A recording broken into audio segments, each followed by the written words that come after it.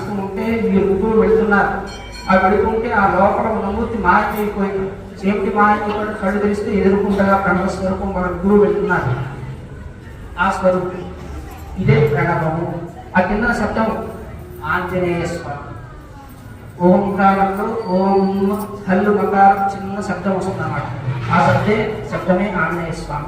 ప్రణవము స్వరూపము దీనికి. ఆ తరువాత ఇక్కడ చక్రాన్ని స్థితించారు. సుదర్శనం పరమాత్మ యొక్క ఆయుధ రాజము. అలాగే అలంకార ఆభరణము ఈ చక్రము. భగవంతుడి సంకల్ప రూపమే సుదర్శన భగవానుడు. సుదర్శనుడు అంటే మళ్ళీ వేరే దేవతను అనుకోగల. పరమాత్మ సంకల్పిస్తే చాలు క్షణమాత్రంలో లోకంలో ఉన్న అసురు గణాంతని కూడా సంహరించి మళ్ళీ స్వామి యొక్క కుడి చేతికి అలంకరించేవాడు సుదర్శనుడు. సుదర్శన మహాజ్వాల కోటి సూర్య సమప్రభ అజ్ఞానం